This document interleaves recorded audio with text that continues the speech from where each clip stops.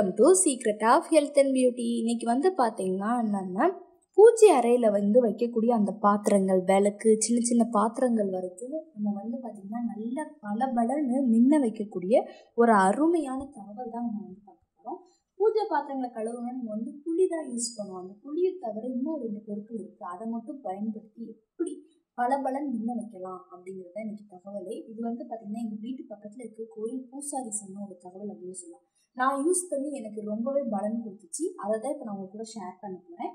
பூஜை அறை பாத்திரங்கள் அப்படின்னா ஃபர்ஸ்ட் நம்ம வந்து அந்த விளக்கு இதுதான் சொல்லுவோம். வாரம் வந்து பார்த்தீங்கன்னா பூஜை சாமான்களை நம்ம கழுவணும் அப்படின்னாலும் அந்த ஒரு மணிக்கு, ஏன்னா நம்ம எண்ணெய் ஊற்றி வந்து தான் நம்ம திரி போட்டு எல்லாமே செய்யறதுனால அந்த எண்ணெய் பிசுக்கு வந்து இருந்துக்கிட்டே தான் இருக்கும் பூஜை சாமான்ல. என்னதான் நம்ம தேயின் புளியை வச்சு தேய்ச்சாலும் இல்லை, அதுக்குன்னே இப்போ பொடிலாம் கடைகளில் விற்கிறாங்க. அந்த மணிக்கு பொடிகள் வாங்கி நம்ம பயன்படுத்தினாலும் நமக்கு வந்து அது ஒரு திருப்தியாகவே இருக்காது. எப்படி தான் தொட்டு பார்த்தாலும் நமக்கு வந்து அந்த எண்ணெய் பிசுக்கு வந்து இருந்துக்கிட்டே தான் இருக்கும். சீக்கிரமாக வந்து பார்த்தீங்கன்னா அதனோட அந்த பளபளப்பு தன்மையும் வந்து குறைய ஆரம்பிச்சிடும் அப்படின்னே சொல்லலாம். சில தண்ணியில் வந்து பார்த்தீங்கன்னா புளியை போட்டு அதில் வந்து நம்ம அந்த பூஜை சாமான்கள்லாம் போட்டு ஊற வச்சு கழுவுவாங்க. ஆனாலும் அதுவும் அவ்வளோ வந்து நமக்கு இது கொடுக்காது அப்படின்னே சொல்லலாம்.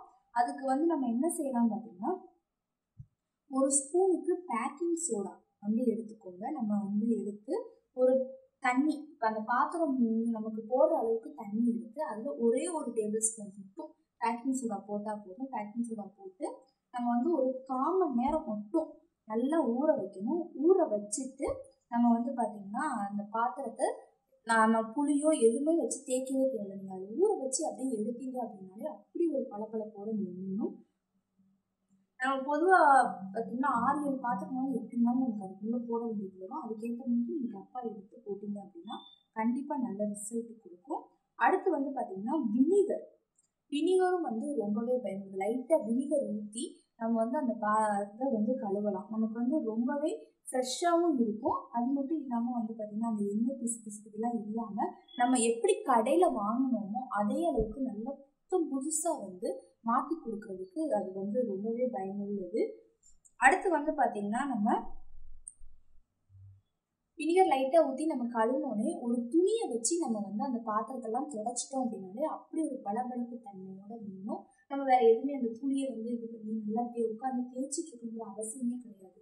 இது நம்ம பேக்கிங் சோடாவாக இருக்கட்டும், இந்த வினிகராக இருக்கட்டும், நம்ம வந்து ஒரு 10 நிமிஷம் 1/4 மணி நேரம் ஊற வச்சோம் அப்படின்னாலே பாத்திரம் வந்து நல்லா பளபளன்னு நின்று இருக்குது. இது வந்து ரொம்பவே பயனுள்ளதாக இருக்கும்.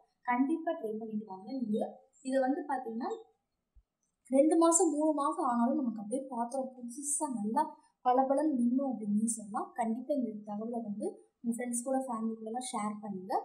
மறக்காமல் இந்த வீடியோக்கு ஒரு லைக் பண்ணுங்கள். நம்ம சீக்ரெட் ஆஃப் ஹெல்த் யூடியூப் சேனலை சப்ஸ்கிரைப் பண்ணுங்கள். நாளைக்கு இதே மணிக்கு ஒரு இன்ட்ரெஸ்டிங்கான வீடியோவில் நான் வந்து மீட் பண்ணுறேன். Thank you friends.